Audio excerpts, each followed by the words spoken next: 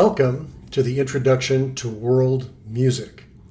This is our first lecture, and in this lecture we're going to address a question that's rather interesting since we're looking at music, of course, from around the world. And the question is, what is music? And so in the first assignment I've asked you to give me your own description of what you say music is. There's no right or wrong answer to it, but I'd like you to consider this idea.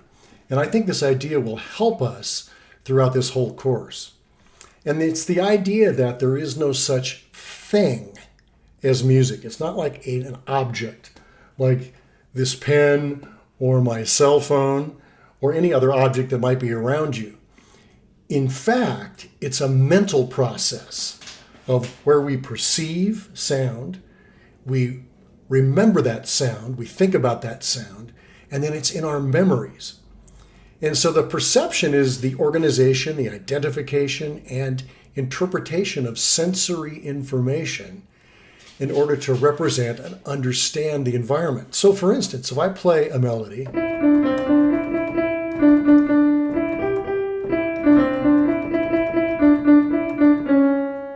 I end on that note, if you've grown up with that scale sound, it sounds wrong because it violates your memory of that tune.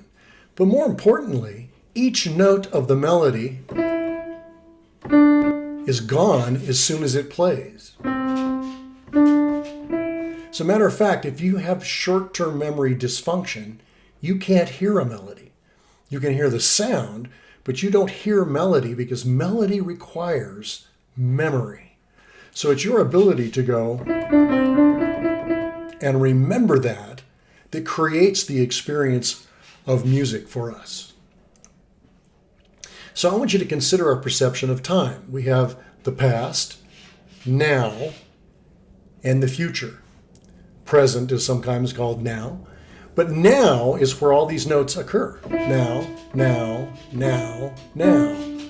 But the second they're played, they're immediately in the past, and then we anticipate new notes to come. That's the process of music. So the melody, as I'm playing it, is actually written out here on this next slide. Now, now, now, now, now, now, now, now, now, now, now, now, now. That's kind of a revolutionary concept. But now is the action only in the fleeting moment. So the notes of a melody only exist for a moment in the now. We perceive melody because we recognize the patterns and we are able to store them and retrieve them as memories. And so the past doesn't really exist. The past is gone now. It's not here anymore. That's why it is the past. But it exists in our memory. So the pattern recognition and the assimilation that we get from our memory helps create this library of the songs or the pieces of music that you like to listen to. So melody doesn't exist in the now, it exists in memory. So the most important concept when we're talking about what is music, it's a cognitive memory process. So Mary Had a Little Lamb only exists in memory. Now it's gone. Now we see a graphic representation of what that could look like, or what it could sound like, but it's only in our memory. Now, why is that important? It seems like it's kind of a trivial or even a revolutionary idea. Well, the idea is that we're able to predict the future based on knowledge from memory. So the future is just a projection of ideas from memory. So if you heard the melody, you're projecting that it's going to end on that note. What if I do this? And end on a different note. I violated your memory, and therefore that sound doesn't sound correct to you. You're going to find as you listen to new musics from around the world, some of it's going to sound really strange. Some of it's going to sound wrong. It's not. It's that we grow up building our certain memories from a cultural experience. So in summary, there's no such thing as music. Music is a mental process of hearing something, memorizing it, and recalling it. And here's what we hear. We hear rhythm, contour, pitch, timbre, and nuances. Now, all that's really highly technical stuff, but what it is we perceive a periodicity, things that happen over time. So that's part of music. Contour is the rise and fall of pitch. It goes up or it goes down. And then pitch or timbre means this sounds like a piano. This sounds like my voice. So they have different tone qualities. We're going to be listening to music from around the world with very different tone qualities and very different concepts of pitch and contour. And the nuances are small things that make a big difference. So for instance, if I played this piece with accents, it sounds different than if I played it smoothly. Those are the nuances we're referring to. Every culture has their own nuances, and we'll examine those and we'll learn to appreciate the differences in them. So what is music? Once again, it's a cognitive, emotional process. And it's a series of actions or changes or functions that achieve an end result, which we call music. So here's what happens in your brain with music. Now, this is fantastic stuff. So the first thing that happens is, if you're just hearing music, if you're just hearing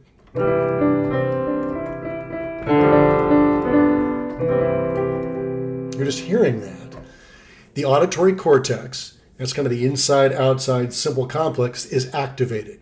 In other words, your hearing center is going, oh, something's happening. But what's really interesting is, if you imagine that song, the parts of the brain that are involved include the auditory cortex, the inferior frontal gyrus, and the dorsolateral frontal cortex. In other words, you're using more parts of the brain that are starting to involve memory, that are starting to involve processing what you're hearing. So it becomes a more complex brain activity. Well, this gets even cooler. If you're playing music, you're activating all 8 of those areas. I'm not going to go into all of them. But the idea is you're using your auditory cortex, your visual, if you're reading the music or imagining the score, the ability to computate fingerings, if that's what you happen to be doing, body coordination, the touch of an instrument if you're playing it, or the feel of your voice. And you're sequencing time, and you're planning the whole activity, and the cerebellum smooths and integrates all of this. So music, playing music, is a whole brain activity. And then there's an emotional component that's activated. And so I like to refer to sex, drugs, rock and roll, and food as being things that activate this part of the brain. So when we react emotionally to music, we have these ventral tegmental areas and other areas that get aroused, just like they do if there's something that tastes really good.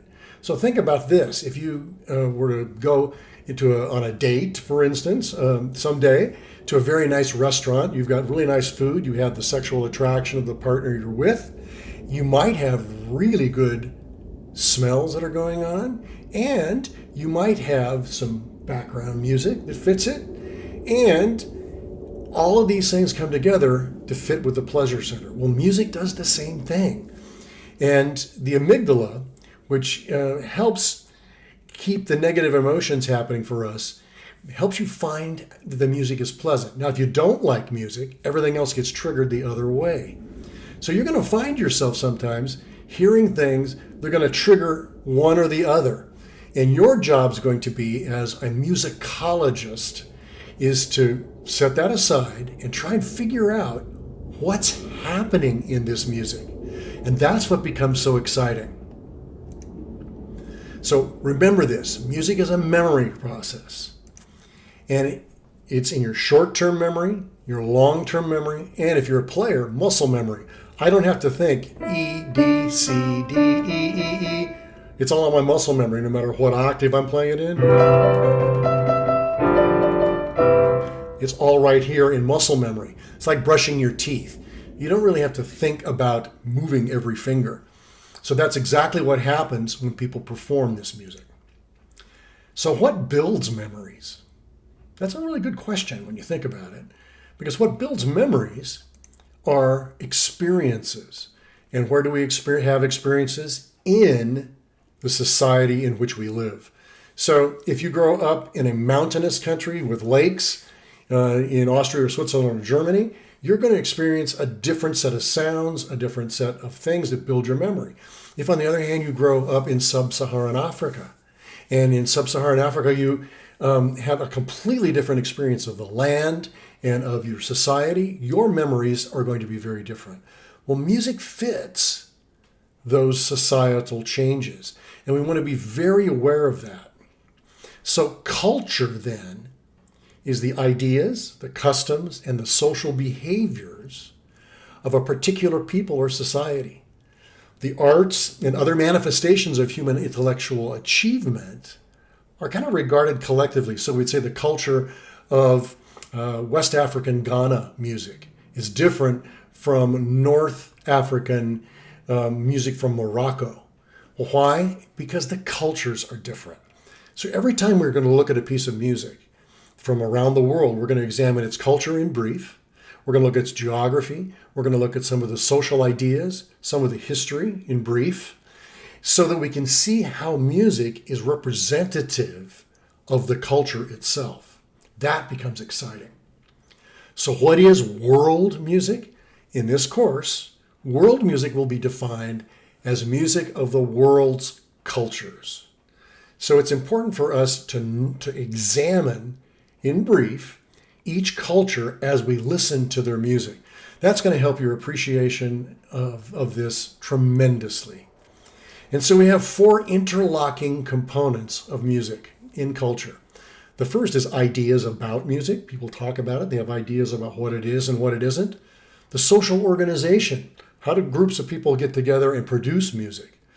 Repertoires of music. That's the collection of music that a culture treasures and repeats and remembers.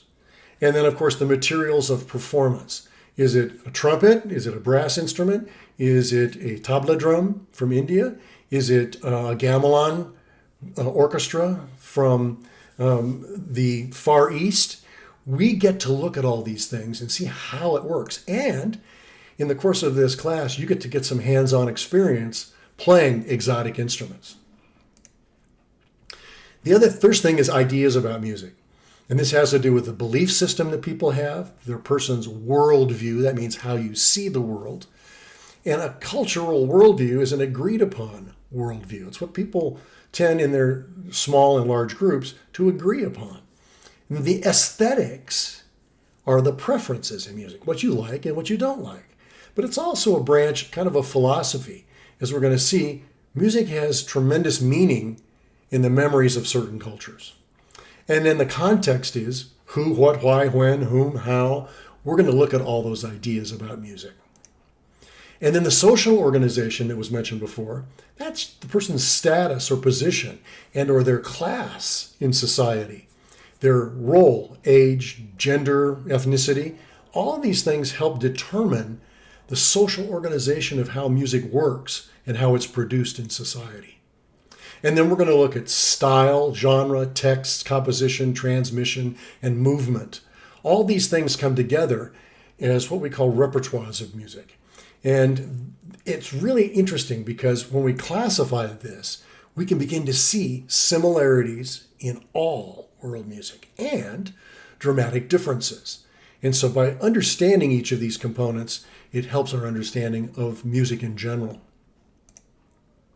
And finally, the materials of performance. We have acoustic instruments, electronic instruments, and what's known as manuscripts. Manuscripts really are a material of performance because it's what someone wrote down to pass on that music or to replicate it in a society. The acoustic instruments include things made of wood and brass and all sorts of different natural materials. Electronic instruments are part of our new age for the last several decades, where music is produced through electronic instruments, like the one I'm playing that sounds like an acoustic piano, but it's electronic. It's a MIDI piano, but it's actually an electronic instrument. So we'll be examining those in each of the cultures. And so we're going to be looking at worlds of music, and that's what I hope we hold on to. is that each of these worlds is really unique in and of itself. And we're going to see that culture and societal differences make up our beautiful world. It's about attitudes, beliefs, food, language, faith, behavior, rituals, customs, and language. Music is a reflection of all of that, and it helps our understanding of people around the world. Finally, we'll look at geography. When we start getting into the specifics for each culture, what we're going to do is we're going to actually do it by region. So if you look at the syllabus, you'll see what the regions are. And this map is really good because it gives us a colored version of those main areas. Now, some of them are very large. This map is not anything like, this Mercator map is nothing like what the actual size of these continents is. Africa is much bigger. You can put the entire United States in the Sahara, which is the desert at the north end of Africa. So we're going to see, though, that geography has influenced culture. And that if you live in the desert, you have a certain kind of music. If you live in the jungle, you have a certain kind of music. If you live on the steppes of Mongolia, you have a different kind of music because the materials are different, the sounds are different, the traditions are different. And geography really helps us understand the how and the why of those areas. And this is true all over the world. So that will be continued. So I hope you enjoy this class. Please check Canvas for your first assignments. And we're going to have a discussion about what you think music is. And we're going to start this course with music that you like. And I'm going to ask you to do a presentation to share at least one or two pieces of music that you really love, something that you really like. And we're going to all listen to these together and have a wonderful discussion about culture. So welcome to Introduction to Music. Thank you.